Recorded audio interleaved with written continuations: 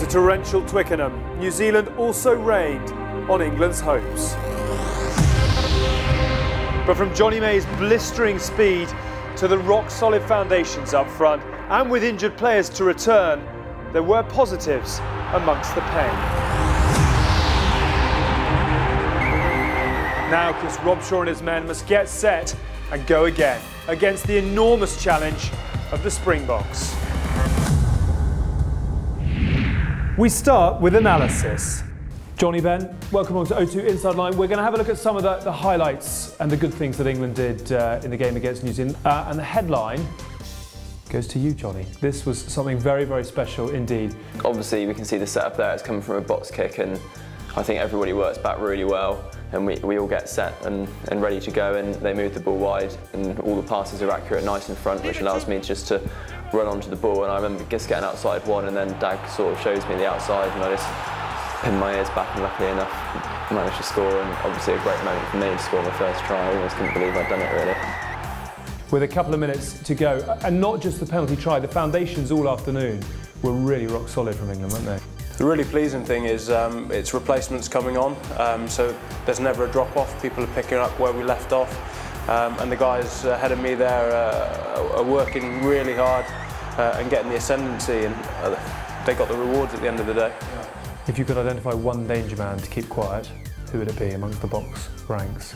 For us as a backline, we've looked at LaRue at the back. They've obviously got others like Habana and players like that, but he is one of their definite go-tos, so we're going to have to be alert and be switched on to make sure that we manage him. If you look at the South African pack, like I've already said, they're all big men, but someone who's on particularly rich form at the moment is Dwayne Vermeulen. He's a big threat around breakdown and obviously a big carrying presence for them, so yeah, that's someone we're going to look out for. Good luck, guys. Can't wait to watch it on Saturday. Thanks for your time. Thank you. Next up, an experts masterclass.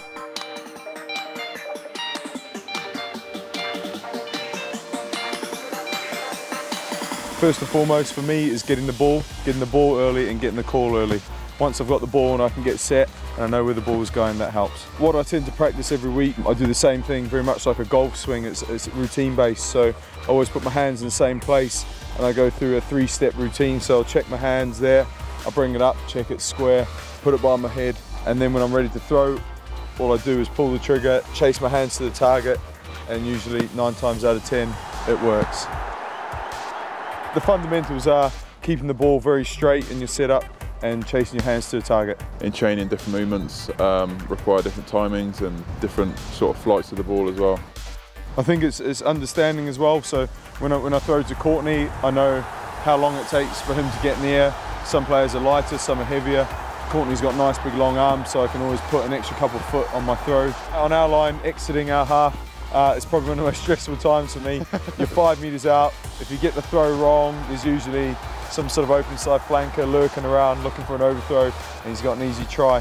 First and foremost, what I look to do is get the ball, like I said, get there early and go quickly. Of course it's stressful, the only thing you can do is do your research, call what you think is going to work, and then back yourself. It's easy to back yourself when you're massive like him. Next, it's teammates.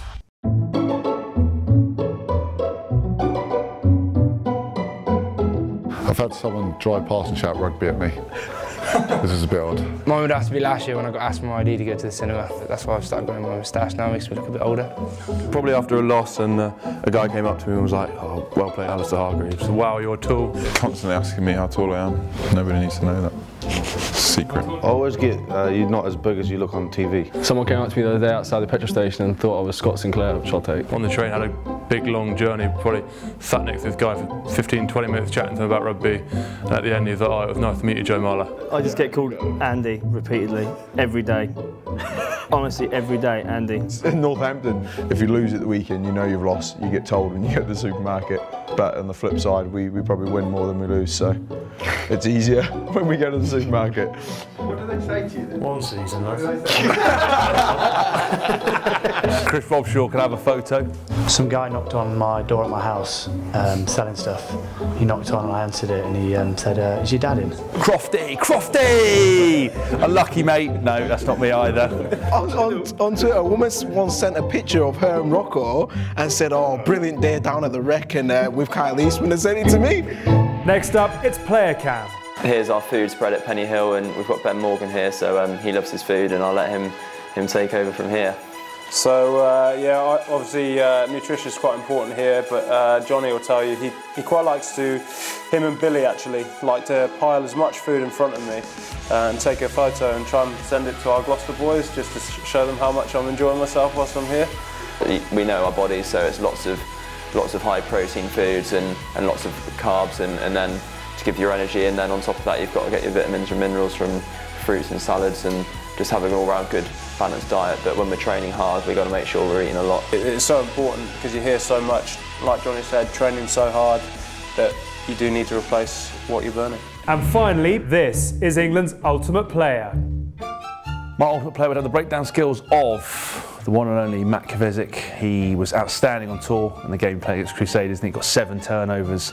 He was really, really close over the ball. His nose helps him get real low. It's like a sort of a divot into the ground. You can't clear him out. Doesn't count as off your feet either, does it? Doesn't count as off your feet. And the name of Super Kev. Oh yes, literally Super Kev. The coaches loved him. Matt Kovacic, because I think he's very good at it. He obviously loves going those dark places, and every time I played against him, he's been a real nuisance. You're going to say breakdancing then? Yeah. Oh, you got to go with. That'd be Lee Dixon if it was breakdancing. But my ultimate player in the squad, who's most accomplished at breakdowns, probably purely for how much he enjoys getting his head in and working, it'd probably be Tom Wood. Well, ultimate player for breakdown would be your man here, Callum Clark. Look at the smile on his face. Loves the breakdown. Something that me and Dicko try not to get involved as much as possible, really.